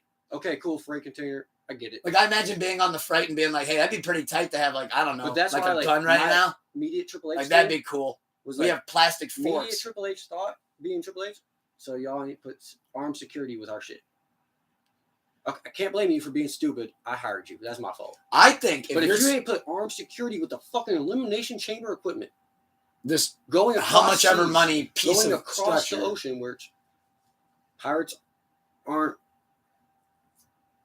You're not gonna get hit by a pirate every time you go out in the water, but people know in real life pirates are still real and relevant, which is crazy. Especially when pirates and cannibals still exist. Hell yeah! I don't know how. Watch out. Yeah, like I love how like that's just real quick. That's like another thing, is like, hey, by the way, there's this tribe of people, that whenever you go over into that part of the jungle, they're gonna eat you and they're gonna kill you and eat you alive. Nothing we can do about it. Hands are tied. That's the best. We just gotta let them have that one. That's their thing. People eat. They seem to got it down pretty good. People eat some pig feet. Some people eat some duck. Some people eat squirrel. These people eat people. They eat people, bro. It's some good meat. They said. Weird. It's got to make for an awkward Thanksgiving. It says tender. Oh, they taste good. I don't know. They offered me a pizza. I said no. It's got to be a very awkward grace before every Thanksgiving. That's all I'm gonna say about that. You are the weakest link. Goodbye. Yeah, If they take. Oh that my shit god! serious. In the Cannibal tribe, when Thanksgiving's coming, they're like that one dude. He does like that infamous meme of like, "Wait, who's the turkey this year?" Or, it's like, where's the turkey, y'all? And You they're see all people just- start running No, around doing it's obscure the dude chores. that's like, wait, where's the turkey for this year? Everyone and then like everyone looks at him and he's like, no, and like No. you start thinking like, hey, it's gonna probably be him. And that well, guy, they already all know it's him. but then that guy like just somewhere goes and finds like a cloth to make a bandana out of, and he's like, you know Or what? a spear. Fuck this tribe. Or a I'm gonna go be spear. a pirate. He just grabs a spear and I ain't gonna be no Thanksgiving turkey motherfucker. I'm gonna be the fucking pilot. I'm gonna go storm Captain Phillips and Triple H's chamber And he with was the them. first one on the like square boat plank, you know, like how they do it in old movies and shit. The raft or survive with the flag, one little flag. That was the first pirate. Y'all let him pull up on y'all? The age-old rivalry of the pirates and the cannibals. Who A would- rivalry as old as the test of time. in a hand fight? See, I'm more invested take into away- that battle than Did the you Holy take away War. the swords from them pirates? Oh, and it turns into a fist fight? If it's straight hand-on-hand combat, Pirates are gonna fuck them up, dude. They're Hell well no. nourished. They're well nourished. Cannibals' teeth are so Bro, much- they just sold the structure to the chamber, stole materials from it, and sold it. They're living large right now, dog. If they don't have Logan, They're eating good. They better have Logan My Paul's man eating 3 brass steaks knucks. a day. They better have Logan Paul's brass knucks. Those cannibals, bro, their teeth are sharpened like vampire. They're going straight for the neck. Oh, you thought we was fading? Bitch! You thought we were throwing hands? We throwing teeth, bitch. Motherfucker, I catch that hand. I'm biting that motherfucker off. He coming at you like a dolphin. Ah. You ever seen Dawn of the Dead, bitch? Ah! You ever see a flying cannibal? You about to today. Pirates. Damn, god damn it. The people on those fucking ships rolled over way easier than this. They're trying to bite our shit. We gotta go. They're not scared. Bring that ship over here. Captain, they're not scared of us. They're not scared. Retreat. They whooping our ass. You just hear dun dun dun dun dun dun dun dun dun dun dun. It's like Jack Sparrow running. Fuck. Captain, they whooping my ass. We're all gone. Get in the water. We lost Keyshawn Hayes. He's not Pittsburgh coming. Pirates joke. He's not coming back. He's not coming back. Or Key Brian Hayes, I'm sorry. It's okay. That was. That's fucking funny. Would you rather wash up onto a cannibal island Or get your plane hijacked by pirates. or be on a ship being followed / chased by pirates? It's you and a friend on the island. Wash up. So you're not solo. But cannibal tribes usually roll in like 10 to 20. I'm gonna be honest, man. For real, easy pick for me, easy answer. I'll take getting hijacked all day. I'll turn pussy. I'll turn pussy. I no. I'll call it right now. I'll take the hijack and I'll turn pussy. Where do you need me to lay down at? Right here. You got it. Fuck the freight, dog. I'm good. I'll sit right here in this little corner, just like that. I ain't gonna move shit. Go and do whatever you gotta do and get off the ship, dog. You're good. I'm either home alone in my ship, booby trap the shit out of it before they get on board. Oh, I throw some marbles, like when they're climbing up. Oh, I try something. Like when they're climbing up, I might throw some like marbles. To where then, like when he finally jumps over, he's like, I might not win. Falls over. I might not win. But if that doesn't work, then no, I'm pussy. But my Pussy KD over. is gonna be positive. Like it's gonna be. Oh, try to hit him with like a GTS as he gets like over the thing, like pow. Try like knee him real good. I have bad knees though, It's at so if least- that don't work, then I'm real down. My KD at least a 2.0. At least. I'm at least going. If I gotta go, I'm taking at least 2 of y'all. I Yeah, ain't going. I might be able to sweet chin the first one. Like right when he's about to climb over, just hit him with like a nasty little pow, bitch. You missed to the left, hit your nuts on the rail, And he just Ah! climbs. And he just pushes you off. He just pushes you off. Like, oh.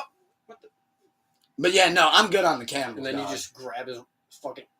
That cannibal shit sounds terrifying. Well, in that case, I'll just get. And they're gonna look at me like a mott stick. They're gonna eat me on spot. I'm not even gonna get the cook treatment. Well, that's the first thing. They're gonna look at me and be like, "Hey, that's a fish stick." First thing, Like, if what the fuck? if I wake up on a desert, like wash up on an island type shit, and I actually like, come to my And you senses. just look at First thing I do, well, if there are already cannibals there, fuck. Then you gotta play along and find find the weakest link. Start with him. I'll tell you what, they might actually consider me just like a topping. Probably. But if I wake up and but if no one's there and I wake up on a deserted island, this is real shit. Finding rock I can smack somebody with. Well, that's my other question is how nourished are these cannibals? One thing, and then another is start to make a spear. Like something immediately. Like literally. Those are my two things immediate. I most likely have a lighter on me, my pack of cigarettes. Need the spear so I can fish, but also to kill somebody. This would be literally my only defense against a cannibal. I'd be like, yo, y'all need to chill out. Does anybody need a cig? And these are wet.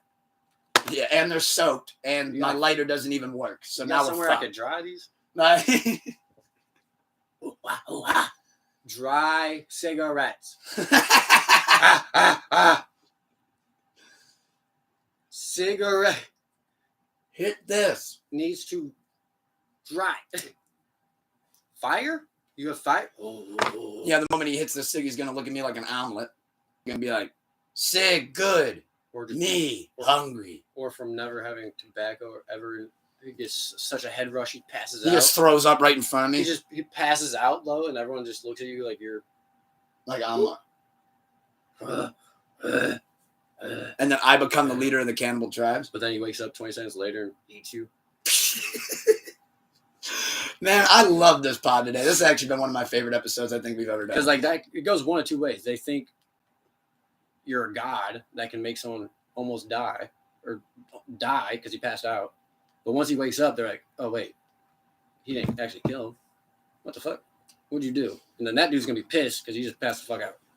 He's going to be like, I don't know what that is, but it gave me a killer headache, and now I'm pissed. All he says, and now I want another one of them, and I don't know why I want that either. So now I'm really fucking pissed. Now fix. Now you know English, motherfucker? That's how you kill off the cannibals. You turn them into sig fiends. Or just kill them by withdrawal. Just cough on them. They have not seen any of the viruses we have. Like right as they're about to eat me, I'm like, you will get this second hand. Can I say something real quick? Achoo! Just right in the face. And then just try to run. Right before they eat you, you just get them with the last one-liner. This is literally your last saying that you ever get off in life. I got COVID. Just hit them with the I got vid. I hope you're vaxxed. I never got it. Me either. I mean. Also, hopefully you get my hive genes. Not hygiene, but hive genes, to where then every time you get a cold, you break out in hives. There's a bunch of THC cannabinoids in my blood. So, last thing to wrap up on. Lengthy pod. We love doing them. And like I said, this has been one of my favorite pod episodes ever. So much fucking laughter. So much good shit. But let's just recap the Elimination Chamber real quick since it's fresh off the press. And we literally were watching it as we started the pod. So, match by match. Becky won the Women's Elimination Chamber. Predicted it. Thought it would happen. Said that I would have picked her.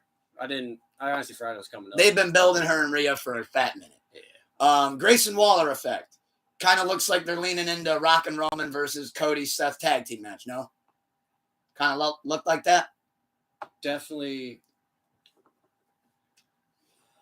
see because Cody called out Rock and then Seth said, I got your back. Can't face him alone. They definitely hinted that they have each other's backs. I got more of a...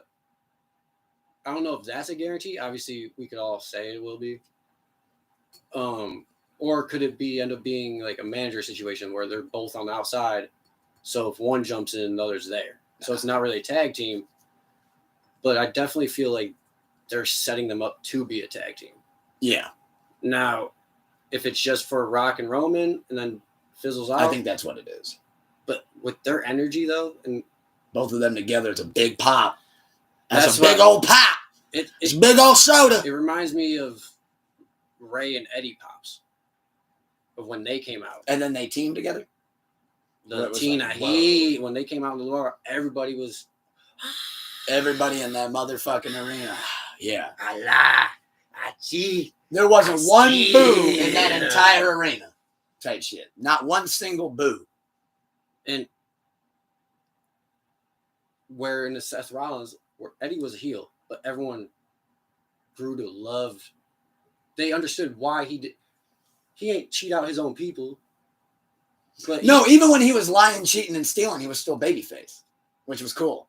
Like, remember how we do that thing where, like, oh, the ref just got up. I got a steel chair. No, I don't. Toss it. Fall. Uh-oh, so, DQ. Like, you could relate to the common human being. Like, sometimes I almost got caught. I cut some corners, too. Like, at work, like, did you drop that shit? I don't know who did it, even though you knew it was me. I didn't see. You're not blaming nobody, but you're not taking the heat. So it's like, all right, I lie to you, I steal too sometimes, you know? Okay. But, yeah, so I do think that is kind of what they're building to with that.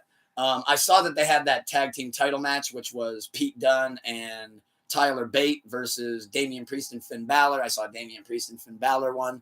Of course, I knew Pete Dunne and Tyler Bate didn't have a snowball's chance. But I think they're going to be a tag team for real because the tag team needs. I saw the Kabuki Warriors did win on the kickoff too as well. Saw that they retained their women's tag team. I think the whole tag team realm needs a jolt. It does. That's why I think with their energy. That is actually the one thing that AEW does better than WWE.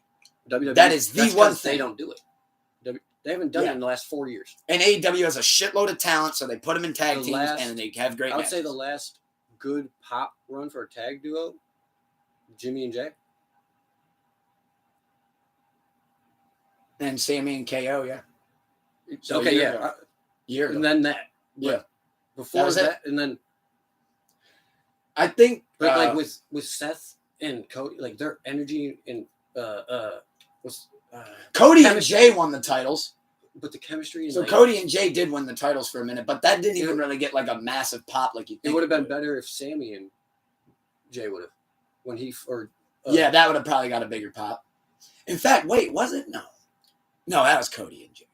Yeah, that was with with where Seth is, how he controls the universe, and like how the fans react to Seth and his energy, and then Cody being the blue collar WWE boy, like their energy and passion and chemistry together, it would be like the Hardy Boys type shit. Like, we got a good question. Like, not many people in the WWE have that like bond, that dynamic, dynamic of being the athletes to do crazy shit.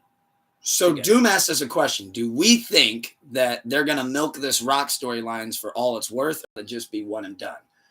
I think they're going to milk it for every last thing that they can get out of it. Every last thing that they can get out of it. Fair.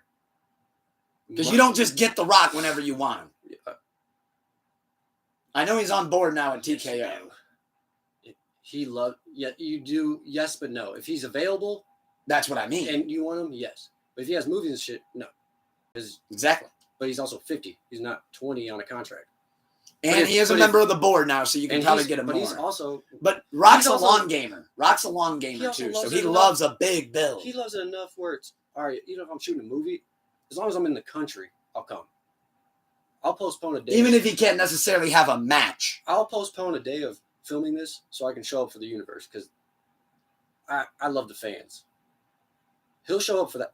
He'll always be there. My stance on it, they're going to milk it long enough to make sure McMahon's story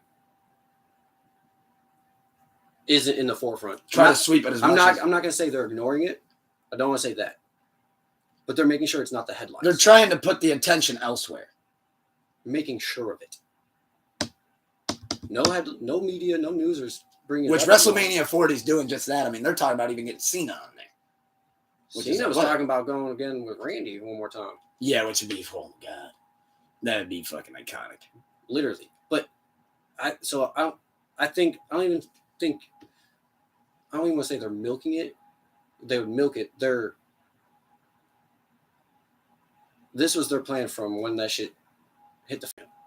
How do we get the headlines? Yeah, they recently just came out with a report and said that is about the time that plans started to change. Where shit hit the fan, y'all. It was a combination of that and Punk getting hurt that shifted everything. Yeah, there's a saying, all publicity is good publicity, but if it's all negative, that 100 in the red, I can promise you there ain't nothing good in that publicity. Exactly. So they had to immediately change the narrative. Who does that the best in that universe to get a pop? People's Champ. So yeah.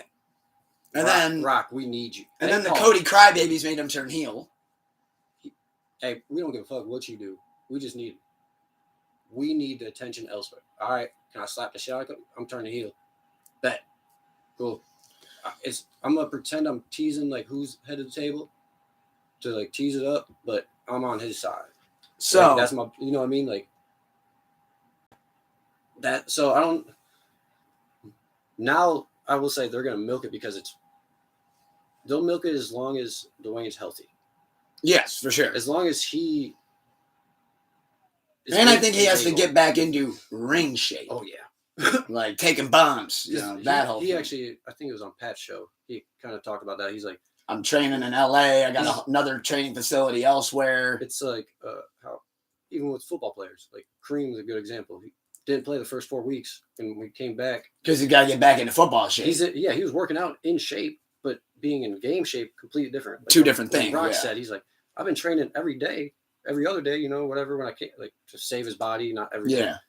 But putting in work every day, but it's not the same as getting in that ring, taking those bombs, running the ropes. And so it's practicing moves. And he doesn't, but and at that age, he's one move away from a bad ending injury. Yeah, one that ends it all. And then then the movies would never let him be a part of a ring again. What do you mean?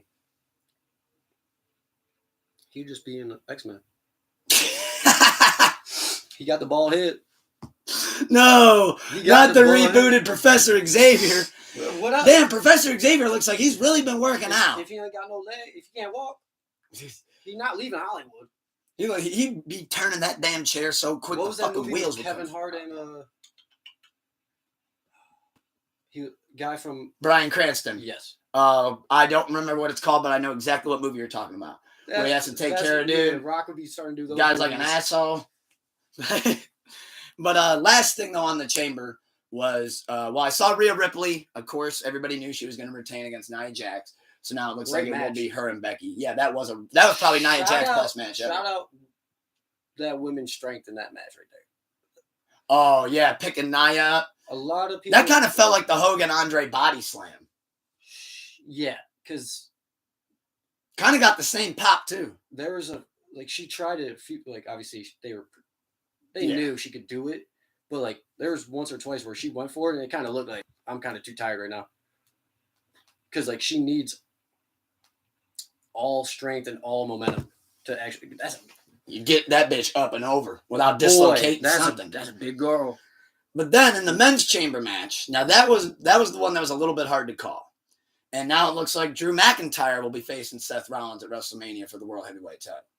Because Drew McIntyre won the chamber. Correct. And I think that'll be a great match. I think Drew's having a good run right now. I like heel Drew. I like Drew as a bad guy. I don't want to see him be the good guy, the Scottish Warrior. I like him being bad guy. Could this fit into a path for, say, because Drew is a great champion, and I think he deserves another. Even if it's a short stint, for the instance of this, Drew wins it from Seth. Okay. Seth, Cody team up, take on tag team for a couple months, rejuvenize tag team realm. Would you? Drew has a good run for championship. And then they split from tag team when Rock and Roman are done. It could be, they could even go tag team longer after Rock and Roman, but their initial get in is with Rock, Roman, and then they realize they're a great team, blah, blah, blah, blah. So run that course rather than going after the heavyweight again. Let Drew have it for a little bit, and then will be interesting to see how that pans out, though. I could see. I'll put it down for. I'll call that. But okay. So Book of Snooker. Yeah, we made a prediction. Okay, so with that being said, I know we had a lengthy one, but there was a lot of laughs. A lot of reviews, a lot of debates, and a hell of a lot of fun. So glad I got to kick off this, as always. Great pod, brother. So, with that being said, pull up a chair, episode 74 in the books. We got the Drake Cole show tonight on Big Pump. Big as the what? Merch available now. Lil Lover Boy out now. All DSPs. AMV will be uploaded this weekend as well onto YouTube. We got Sleepless Radio, episode 182. I believe, tomorrow. Okay. Yes, we do. We got Elton John versus Genesis. Oh shit. 7 p.m. Eastern time. Who? I got Elton. El Padrino has Genesis. 2-0 versus 2-0. So that's going to be a slugfest. Thank you, everybody, for being tuned in to Pull Up a Chair, episode 74. Thank you, Snooker, for pulling up a chair with us. Great pod. Y'all. Keep the love high and the hate low. So glad we get to start off the Sleepless Saturday this way. And with that being said, keep the love high and the hate low. Wake up and tell yourself you love yourself in the mirror. Remind yourself of 3 things you're grateful for. Stay blessed and less stressed, y'all. Peace. And smile more, damn it. That's right.